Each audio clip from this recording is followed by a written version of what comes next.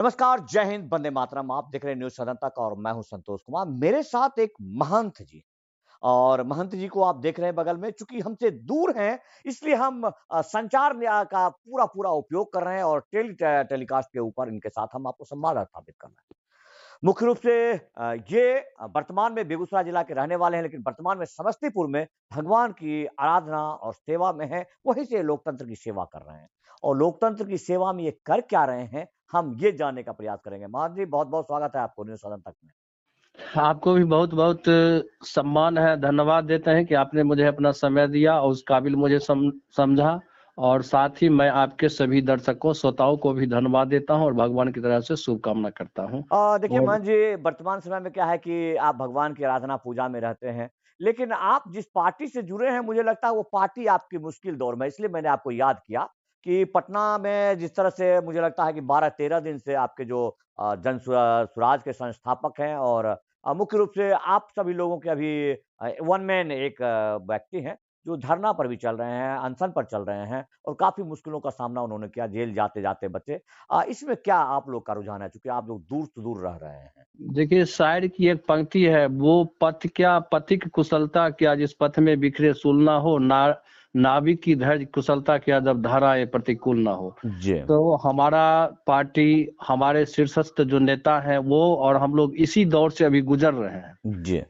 लेकिन हमें ये विपरीत परिस्थितियों में भी हम उसका सामना करते हुए और जीत हासिल करेंगे और ये रावण राज और जंगल राज जो बनाए हुए हैं हमारे जो मठाधीश बने हुए हैं सत्ताधारी, हम इनको उखाड़ करके फेंक देंगे। आपके हौसले को सलाम है, ये आपकी भावना है, लेकिन मेरा कहने का तात्पर्य ये है कि लगभग 2 साल तक से पहले से जनसुराज एक अभियान के रूप में चला और पार्टी के रूप में परिवर्तित हो गए।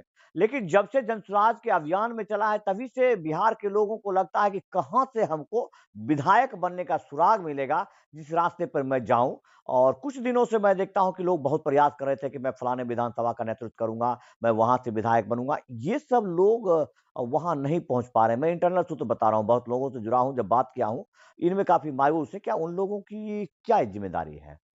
सबसे पहले तो मैं ये बता दूं कि हुँ, हमारे प्रशांत किशोर जी जब भी जिन कठिन परिस्थितियों के आमरण अनशन के दौर से गुजर रहे हैं हुँ। और कई दिन हो गए हैं सरकार के कान पर अभी तक जू नहीं लगी है। हुँ, हम लोग बीपीएससी छात्र या जो भी मेधावी छात्र कंपटीशन तैयारी के लिए अपने मेहनत करते हैं, रात दिन एक करते हैं, हुँ। उनकी मेधा की हत्या हो जाती है। उन मेधावी छात्रों की भविष्य को देखते हुए, उनकी परिश्रम को देखते हुए हम लोग अनशन पर बैठे हुए, हम भी पटना गए थे, खुली आकाश में रहे। हुँ। तो उसके लिए हम लोग कृत संकल्पित हैं, जो छात्रों को न्याय देंगे।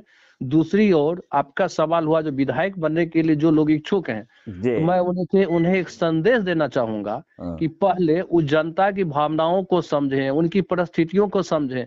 सेवा सिर्फ़ हम विधायक बन कर के ही नहीं कर सकते हैं, सेवा तो एक सेवा है, आप सेवा कीजिए।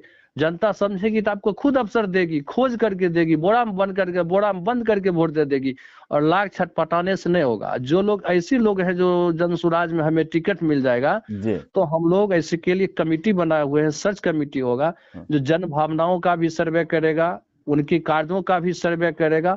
इन सबों को सर्वे करने के बाद ही जो उपयुक्त उम्मीदवार आएँगे, उन लोगों का चयन किया जाएगा। ये तो मैं मानता हूँ कि आपकी जो सर्चिंग कमिटी है वो बहुत ही सक्रिय है और ख़ास करके मजबूत विंग है, ख़ास करके आईटी सेक्टर में। और जी। आईटी सेक्टर का ही कमाल था कि सोशल मीडिया के माध्यम से 2014 में प्रधानमंत्री मोदी जी इस राज सिंहासन पर स्थापित हो पाए, फिर 19 में वो दोबारा काबिज़ हो पाए। अब लगभग सभी लोग उस रास्ते पर हैं कि सोशल मीडिया को तवज्जो देते हैं, क्योंकि एक संचार क्रांति है जिसका ये प्रूफ है। तो अब हमें ज़रा बताइए कि वास्तविक में सरकार जो आपको नहीं सुन रही है, क्योंकि यहाँ प्रशांत जी का मुद्दा सिर्फ अब बीपीएससी तो नहीं है। वो जब अनशन पर बैठे तो लगभग 5 सूत्री मांग उन्होंने मूल रूप से दिया, जिसमें कि प्रमुख था कि 10 साल में जितने भी धांधली हुए हैं, पेपर लीक हुए हैं, उसकी भी जांच हो और एक सही कमेटी हो, नियंत्रण हो। सिर्फ बीपीएससी की परीक्षा तो नहीं सिमटा हुआ है। तो लोग इतने आपके ऊपर घात क्यों कर रहे हैं कि आपने मुद्दा हाईजैक कर लिया? ऐसा क्यों? क्योंकि आप एक शिक्षाविद हैं, इसको अच्छे ढंग से समझा सकते हैं। इसलिए कि अब वो लोग जो है सो ये रणनीतिक ई लड़ाई में वो लोग अपने आप को सक्षम नहीं थे, जो छात्रों के हित में जी। जो खड़ा हो, सरकार के हित में। आज जो व्यक्ति कहेंगे कि हमने 10 वर्षों में जो हमारे ये दोनों जो भाइयों की सरकार रही है, चाहे लालू जी की सरकार हो या नीतीश जी की सरकार हो, जी। ये दोनों के शासन काल में जो मेधावी छात्रों के मेधा की हत्या हुई है, नियुक्तियों में धांधली हुई है, ये सब दोनों के दोनों जद में आ जाते हैं। इसीलिए ये लोग सामने नहीं आ रहे हैं। हम लोग निष्पक्ष हैं, इसीलिए हम लोग कह रहे हैं कि 10 वर्षों में जो आपने नियुक्तियां किया है उसका जांच हो, 10 वर्षों में जो आपने बहाली किया है उसका जांच हो। कहीं न कहीं हर जगह भ्रष्टाचार व्याप्त है। शिक्षकों को लीजिए, डोमिसाइल नीतीश जी को प्रधानमंत्री बनने का शौक था तो इन्होंने डोमिसाइल नीति को तोड़ करके अदर शिक्षकों को बहाली किया। जी। हमें नहीं दिक्कत है राष्ट्रवाद, हम राष्ट्रवादी सोच के लोग हैं, सभी प्रदेश के लोग आए, खुशी की बात है। लेकिन हमारे भी प्रदेश के जो युवा बेरोजगार हैं, जो शिक्षित हैं, मेधावी हैं, वो कहीं भटकने के लिए कहीं नहीं गलत रास्ता का सहारा ले ले। तो जब तक हम घर के लोग को नहीं सुधारेंगे, बाहर के लोग को हम कितना सुधारेंगे, हमारा प्रभाव कितना पड़ेगा बाहर पर। तो इसमें क्या नहीं लगता आपको कि बिहार में पॉलिटिकल बायलॉज होता है? पॉलिटिकल बायलॉज कहता है कि अगर कोई सत्तारूढ़ है और उससे मांगना, अधिकार लेना, विरोध करना, आंदोलन करना सभी लोगों का काम है, जो भी सत्ता से दूर हैं, चाहे पार्टी हैं या फिर स्वतंत्र रूप से जो पत्रकार हैं या सामाजिक कार्यकर्ता हैं। तो इसमें आपके ऊपर घात क्यों होता है? चूंकि आप भी सत्ता में नहीं हैं और जो लोग सत्ता में नहीं हैं, जो लोग विपक्ष की भूमिका में है, विपक्ष भी एक बहुत बड़ा पद होता है, लोकतंत्र का सम्मानित वही स्तंभ होता है, तो वो लोग जब घात करते हैं तो आप लोग को बुरा नहीं लगता है क्या? देखिए, सबसे पहले तो ये कहे दें कि सत्याग्रह हम लोग अनशन पर बैठे, अमरन अनशन पर प्रशांत जी बैठे थे, उनके साथ हम लोग भी थे। हुँ, तो ये जब शांतिपूर्वक कर रहे थे, 4 दिन के बाद पुलिस का बयान हो या अन्य आला अधिकारियों का बयान हो हुँ। कि ये अवैध था, तो 4 दिन से आप कहाँ थे? ये 4 तो दिन से उनको आप कोई पूछने वाला नहीं था। क्या हुँ। हम लोग अवैध बैठे हुए थे तो आप 4 दिन, ये तो मतलब सिस्टम अपने ऊपर ही प्रश्न चिन्ह खड़ा कर दिया है, जो सिस्टम को पता ही नहीं है कहाँ क्या हो रहा है। तो गांधी मैदान के आसपास लगाने वाले तमाम ठेले, तमाम लव स्पॉट, तमाम जो दुकान है, वो सारे क्या वैध हैं क्या? जैसे गांधी ये अनशन जो कर रहे थे वो अवैध था, तो वहां जो उतनी भीड़ होता है कि गांधी मैदान के आसपास आप कभी जब कभी जाते होंगे, हम भी पटना जाते हैं, तो उस वहां एक बार चक्कर लगाना मुनासिब समझते हैं, चूंकि वहां अशोक राजपथ है। अब बहुत सारा ऐसा चीज है जिसकी वजह से हमको आना जाना पड़ता है। तो वहां इतना जो भीड़ होता है वो सारे के सारे वैध हैं और प्रशांत जी का अवैध कैसे हो गया? ये बिहार नहीं, भारत के इतिहास के लिए वो काला दिन था। हम्म। लोकतंत्र की हत्या हुई है और इस काला दिन और लोकतंत्र की हत्या के विरोध में हम अब जिला ही नहीं, गांव गांव में जाकर के अलग जगाएंगे कि जनता कहेंगे कि आखिर हक तो मांगना। गाँव-गाँव में जो उनके अनुयायी थे, उन लोगों में सक्रियता क्यों नहीं आई कि आखिर पटना में ही जो लोग थे, जब वहाँ पर उनके ऊपर अत्याचार हुआ, रात के सुबह के 4 बजे इतनी कड़कड़ाती ठंड में उनके ऊपर प्रहार हुआ, उठा के ले जाया गया और भी बहुत जो उनके साथी थे, उनको अलग-अलग थानों में ले गया। तो इन लोगों को कम से कम ज्ञापन तो देना चाहिए था, ऐसा क्यों नहीं कर पाए आप लोग? देखिए, ये लोग जो है ना सो उच्चकोर पक्षी चांद की नहीं सिर्फ देखते रहता है, हमारे कुछ लोग ऐसे भी हैं जो ऊपर ही देख रहे हैं, जबकि मैंने कहा भी था जो सभी अपने अपने क्षेत्रों में अलग जगह है, जी, जनता के बीच में अपना स्टैंड करे, जी। ताकि ये सिर्फ पटना की ही समस्या न है, ये सिर्फ वहीं बैठ करके हम नहीं करेंगे, हर जगह हर घर से जो है सो आज ऐसी आवाज उठनी चाहिए हुँ, कि एक प्रशांत किशोर या उनके जितने समर्थक थे, छात्र हो या अदरवाइज कोई भी हो, हुँ, जब शांतिपूर्वक कर रहे हैं तो पुलिस की रात को चोर की तरह उठाने की क्या जरूरत थी? हुँ। ऐसा करता है प्रशांत किशोर तो दल से जुड़े हैं, चलिए ऐसा आखिरी किसी भी सवाल, व्यक्ति के साथ बहुत होता है। लंबा वीडियो होता है तो लोग शायद परेशान हो जाते हैं, तो आखिरी सवाल आपसे जी। कि बिहार में आपको यदि शायद मुझे तो मौका मिलता है कि मैं कभी भी ऐसा कोई नहीं करता, लेकिन मैं करता हूँ कि कभी-कभी पुलिस वाले का गाड़ी का उसके ड्राइवरों का लाइसेंस देख लेता हूँ, कभी माँग देता हूँ, कभी या फिर जो नगर निगम क्षेत्र होता है, तमाम गाड़ियाँ जितने भी गाड़ियाँ हैं या फिर आपके जितने भी यहाँ पर कल जो किसान से संबंधित यंत्र हैं, जैसे ट्रैक्टर हो गया, ट्रैक्टर खनन से संबंधित जितनी गाड़ियाँ हैं, मुझे लगता है कि 99.9% लोगों को मालूम भी नहीं है इन सब चीज़ की वैधता है और इनका परमिशन लेना पड़ता है, इसका रजिस्ट्रेशन होता है, ये सब अपने बिहार में लोगों को मालूम नहीं है। ऐसे में आपके वैनिटी बैन पर जो सवाल उठा रहा है कि चेचिस के साथ छेड़-छेड़ हुआ है, ये सब, इसको क्या बोलते हैं? एक कहावत ज़रा प्रूव कीजिए तो, दही में यदि मन में खोट हो तो दही से प्रांत लगता है।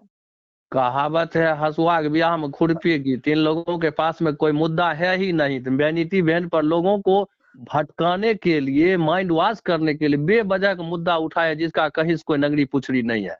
क्या बिहार के कितने परसेंट पढ़े-लिखे लोग या लोगों को मालूम है कि इस प्रकार का मॉडिफिकेशन से पहले परमिशन लेना पड़ता है? या यहाँ तक कि आप जो गाड़ियाँ जो खरीदते हैं, उन गाड़ियों में किसी प्रकार का अनियंत्रित सामान आप लगा रहे हैं, उसके उसमें डेकोरेशन लगा रहे हैं, अभी लड़के लोग एलईडी लाइट लगा के चलते हैं, उसमें म्यूज़िक लगाते हैं, ब्रेक में म्यूज़िक लगाते हैं, ये सब अवैध है, सब लोगों को मालूम है क्या? अभी तो हमको तो लगता है जो 90% लोग इससे अनभिज्ञ हैं। अनभिज्ञ हैं और ऐसे में आप निश्चित कहते रूप हैं कि से। वैनिटी वैन में उसके साथ छेड़छाड़ हुआ है, आरटीओ के रूल का उल्लंघन हुआ है, तो ये सब सरकार के खिलाफ नहीं जाएंगे क्या जनता लोग? ये समझदार लोग, जनता सब कुछ जानती नहीं है क्या? जब यहाँ जनता आवाज उठाना नहीं चाह रही है, जनता हम्म। को कोई प्रतिनिधित्व तो मोड़ देने वाला प्रतिनिधि की जरूरत है, जो अब शायद उन्हें मिल गया है। हम लोग इसके विरुद्ध कित संकल्प और सतत प्रयासरत रहेंगे कि जो भी गलत हो रहा है हम उसके विरुद्ध आवाज उठाएंगे, ताकि आम जनता को, आम आवाम को न्याय जरूर मिले। अच्छा, चुनावी साल शुरू होते ही जो नेता लोग होते हैं वो सब जग जाते हैं, या फिर जो बड़े बड़े उद्योगपति लोग भी होते हैं, जिनके पास गाढ़ी कमाई रखी होती है, यानी कि ब्लैक मनी, तो वो लोग भी व्हाइट कन्वर्सन के लिए सोचते हैं। आखिरी साल में शुरुआत करते हैं कि 1 जनवरी आ गई, चलो चूरा दही का भोज करते हैं, 14 जनवरी आ गया, फिर होली मिलन समारोह। तो ये सब आपकी पार्टियां भी करेगी क्या? हम लोग, हमारी पार्टियां उसके लिए नहीं करेगी, हमारी पार्टियां सिर्फ लोगों को जुड़ाव करने के लिए करेगी। तो आप ही के यहाँ हम जाएंगे तो आप स्वागत बात करेंगे, या हाँ हमारे यहाँ आएंगे तो करेंगे, तो ये दौर चल सकता है। लेकिन हम लोग को लोक लुभावना के लिए जी। ये सब कुछ ऐसा नहीं करेंगे जिससे कि लोगों में एक गलत संदेश जाए। हम कल भी इस लोगों के साथ थे और आज भी, कल और कल भी रहेंगे लोगों के साथ। तो क्या अंदाजा है आपको, गुप्त सूत्रों से कुछ अंदाजा है कि ये अनशन अब कितने दिन चलने वाली है? अभी चलने वाली है जब तक कि सरकार मांग नहीं मानती है, या हम एक लेकिन छात्रों ये की जब एक मांग कन्फर्म भी है, थी। जब ये तय है और प्रशांत किशोर जी भी समझते हैं कि सरकार, यहाँ की सरकार आप अंग्रेज जमाने में, जहां पर सिर्फ सुनाने के लिए ऊंची आवाज करनी पड़ी थी भगत सिंह की, उसके बाद भी उस चीज को समझा नहीं गया और फांसी पर लटका दिया गया। तो यहाँ भी चाहेगी नहीं कि यहाँ की सरकार के नहीं, प्रशांत किशोर मर ही जाए तो अच्छा है। जब अभी तक 11 दिन में नहीं सुने तो कैसे सुनेगी? तो किसी जंग को लड़ने जीतने के लिए जिंदा रहना जरूरी नहीं है क्या? एकदम जिंदा रहना जरूरी है। और एक कहावत है कि बहरों को सुनाना क्या, अंधों को दिखाना क्या, और गूंगे को गवाना क्या। तो ये जो सरकार है, बहरी है, गूंगी है, अंधी है, और लुल्हा नंगरी सरकार है। ये चल भी इसके, हम दबाबार इसके पीछे कहाँ चलेंगे? इसलिए हमको जनता के बीच जाना है, जनता को दिखाना है कि आपके साथ ऐसा हो रहा है। और ये सरकार में एक व्यक्ति छात्रों के हित में, जनता के हित में संघर्ष कर रहा है, आमरण अनशन पर बैठा हुआ है, और सरकार छात्रों से सिर्फ बात करने तक के लिए हमारे माननीय मुख्यमंत्री महोदय तैयार नहीं। तो मतलब अब आप इससे कह और, रहे हैं कि अब उनको अनशन समाप्त कर देना चाहिए? जी निश्चित।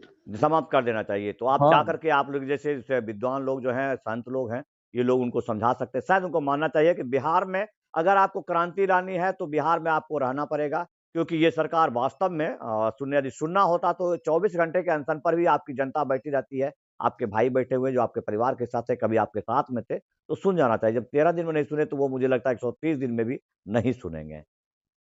इसी के साथ बहुत-बहुत धन्यवाद आपका। और कुछ कहना चाहते हैं आप? नहीं, यही हमारा कहना है कि हम अलग जगाएंगे, जनता के बीच में जाएंगे। ये घटनाक्रम हुआ है, बहुत दुर्भाग्यपूर्ण है, लोकतंत्र की हत्या हुई है, और ब्रिटिश हुकूमत से कहीं ज्यादा कठोर जो है सो यहाँ का आज हमारे लोकतांत्रिक प्रक्रिया के जो बैठे हुए हैं शासक कर रहे हैं। इस ऐसे भ्रष्ट शासकों को, ऐसे क्रूर शासकों को उखाड़ फेंकना नितांत आवश्यक है। तो आप एक बार अपने मुखारबिंदों से एक बार हमारी जनता को अपना परिचय दे जाएं। आप वर्तमान में, चूंकि आप लोकसभा चुनाव भी लड़े हैं, विधानसभा चुनाव भी लड़े हैं, एक संत भी हैं, पूरा एक बार अपना परिचय दें। मैं सभी, सबसे पहले तो आपको भी, आपके जो श्रोता हैं और जो श्रोता नहीं हैं उनको भी सबसे पहले मकर संक्रांति की हार्दिक बधाई, शुभकामना देता हूं, उनके उज्जवल भविष्य की कामना करता हूं। और मेरा नाम हुआ डॉक्टर शंभू कुमार। मैं बेगूसराय मटियानी ब्लॉक के गोरगामा से बिलोंग करता हूं, और वर्तमान में शांख मोहन ठाकुरवाड़ी, विभूतिपुर जिला समस्तीपुर में निवास स्थान मेरा है। महंत जी हैं वहां पर आप? जी जी जी जी। और जनसुराज में जुड़े हैं, कितने दिन हो गए? जनसुराज का तो जब से जनसुराज का जन्म हुआ है तब से हम तब जुड़े से हुए। आप सेवा में हैं और तब तक, अब तक, जब तक बिहार में बदलाव नहीं होगा तब तक सेवा में रहेंगे। जी जी जी। जी, बहुत बहुत धन्यवाद आपका।